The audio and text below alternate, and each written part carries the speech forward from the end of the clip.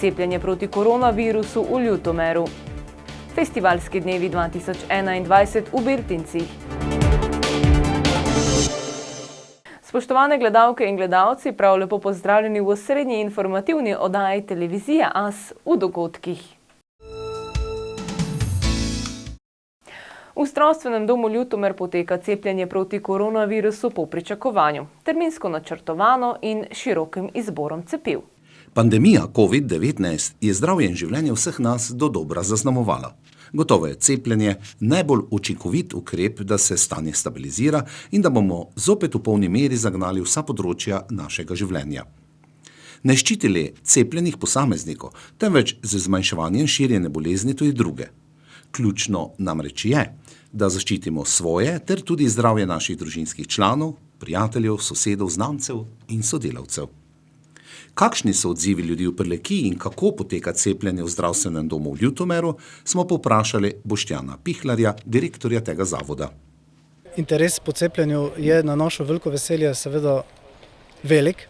Moram reči, da je k temu pripomoglo zelo tudi opustitev teh cepilnih shem, s katerimi smo se ukvarjali v preteklosti. Se pravi, ko so mogli ljudje prihajati na podlagi starosti, poklicov in tako naprej. No, v trenutku, ko so se te cepilne sheme sprostile in smo lahko začeli cepljenje odprtega tipa, se je seveda interes po cepljenju, moram reči, kar povečal. Mi v Ljutomeru smo prepoznali ta interes hitro in smo zato tudi pojačali oziroma večkrat, se pravi prej smo imeli enkrat na teden izvedbo tega množičnega cepljenja oziroma odprtega tipa cepljenja, smo naredili sedaj po novem dvakrat na teden, glede na to, da smo prepoznali potrebo po tem. No, tako da nam zdaj prihaja dvakrat na teden na to odprto cepljenje po 100 do 150 ljudi na samo cepljenje.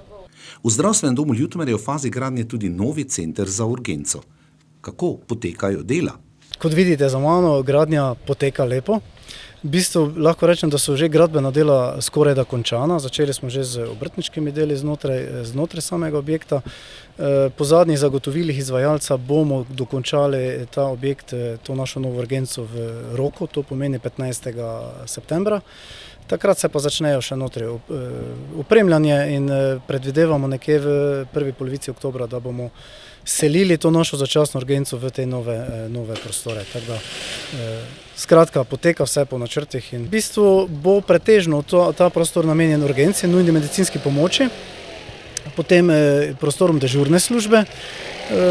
Poleg tega bomo izvajali tudi tukaj v eni mini operacijski sobi tudi kakšne dnevne posege, bodo izvajali naše dnevne operativne posege, bodo izvajali naši zdravniki družinski. Obenem pa bodo služili tudi ti prostori za izvajanje tehničnih posegov za potrebe splošne medicine in pa tudi otroškega dispanzerja. Cepljenje je brezplačno in zagotovljeno vsem, ki imajo stalno ali začasno prebivališče v Republiki Sloveniji. Kako deluje to v praksi, konkretno v Zdravstvenem domu Ljutomer, je pojasnila Renata Škrget, pomočnica direktorja za področje zdravstvene nege. Kar veliko povpraševanje. Vsled tega smo odprli 2 dneva, se pravi dneva odprtih vrat za cepljenje, kar pomeni, da lahko k nam prihajajo vsi nenaročeni, ki se želijo cepiti. Glede dobave nimamo nobenih težav, moram povedati, da do vsakega četrtka, se pravi do 15. ure, cepivo, ki ga naročimo, ga tudi dobimo. In sicer imamo na razpolago pri nas v Zdravstvenem domu Ljutomer, se pravi Pfizer, Astro in pa potem Johnson. Kot sem dejala, imamo 2 dneva odprtih vrat, to je danes in sicer v torek od 12. do 16. ure. Cepimo vse, ki pridejo in so se odločili za cepljenje. In prav tako dan odprtih vrat vsak četrtek od 12. do 15. ure. Vsak si lahko cepivo izbere in sicer Pfizer, Astro ali Johnson. Naj pa povem, da se največ ljudi odloča za Johnson in pa za Pfizer. Do danes, se pravi 27.7. smo izvedli 11.500 cepljenj, pocepili pa 6.500 ljudi. Kakšnih posebnih reakcij moram povedati, da ni, zato res vse tiste, ki se še niso odločili, da se cepijo, vabim, da se našega cepljenja udeležijo, kajti s tem vsi pripomoremo k bolj sproščenemu oziroma da se vrnemo k življenju, ki smo ga prej živeli. Vsekakor pa bi priporočila še naprej, da se držimo, se pravi, ukrepov, s katerimi preprečujemo prenos okužbe in širjenje okužbe.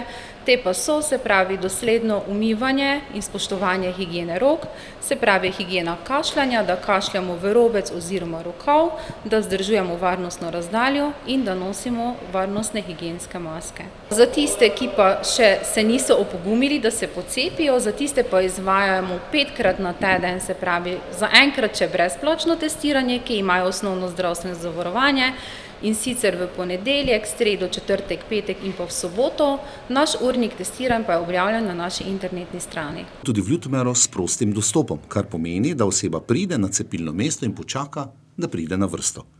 Ukolikor se še niste, se nalezite dobrih navad in se cepite.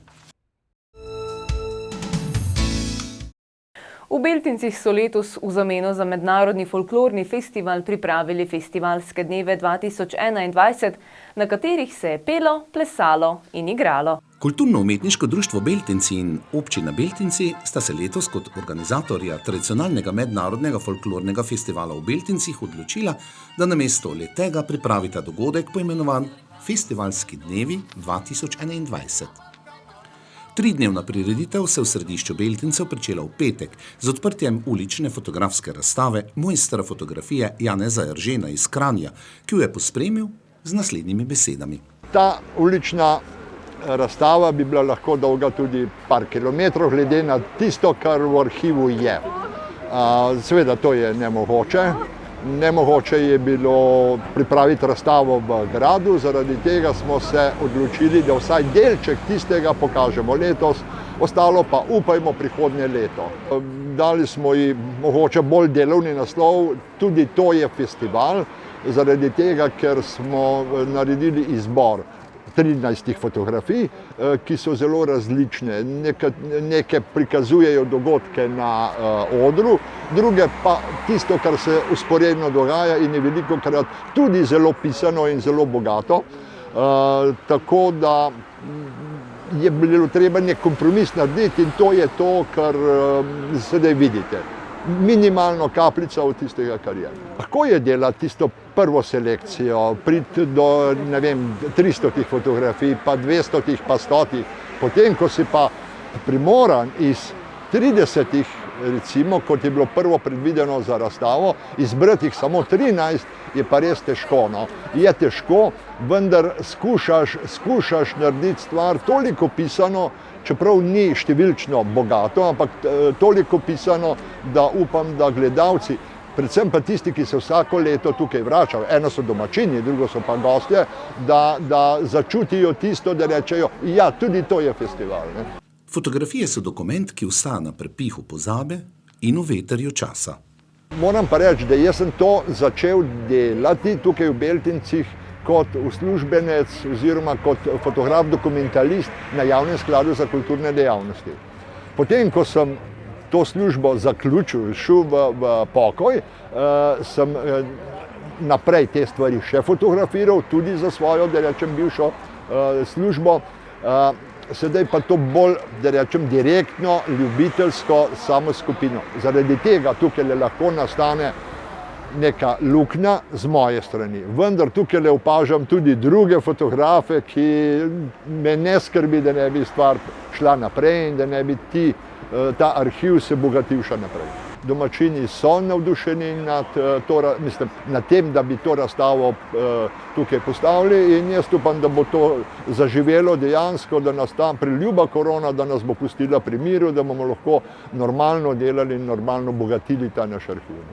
Kako dolgo bo še Janez Eržen spremljal folklorni festival s pogledom skozi objektiv fotoaparata? Upam, da še par let, ker v Beltince vračati se je lepo. V vsakem primeru, glede na prijaznost domačinov, glede na domačine, njihov temperament, njihovo pravzaprav vse in na tisto, kar pripravijo te skupine, ta program, se je lepo vračati. Upam, da še. Prvi dan festivalskih dni, torej odprtje ulične fotografske razstave ter skupno koncertiranje skupini Jaro z Češke in Marko Bande iz Beltincev. Drugi dan so se s kulinariko na stojnicah predstavile krajevne skupnosti občine Beltinci ter člani društva starodobnikov Dimek s svojimi starimi kolesi. V večernem času je bila osrednja folklorna prireditev, ki jo je izoblikoval profesor Mirko Ramovš, nastopili pa so plejbanda Beltinci, folklorna skupina Tine Rožanci iz Ljubljane, folklorno društvo Lancova vas, Fantje Ljubljančani, tamburaši Kud Beltinci, Rožančevi fantiči, folklorna skupina kulturnega društva Marko Beltinci, folklorna skupina kulturno-umetniškega društva Beltinci, glasbena skupina Jaro iz Üsti nad Orlici iz Češke ter Združene slovenske folklorne skupine kulturno-umetniškega društva Beltinci, Podgorci, Tine Rožanc in Cof. Zadnji festivalski dan v nedeljo je postregel z nastopom Združene slovenske folklore. Organizatorji so poskrbeli, da se ohranja tradicija vsakoletne folklorne prireditve ob koncu meseca julija in kolikor se bodo razmere normalizirale, bomo jubilejni 50. mednarodni folklorni festival v Beltinci učakali prihodnje leto.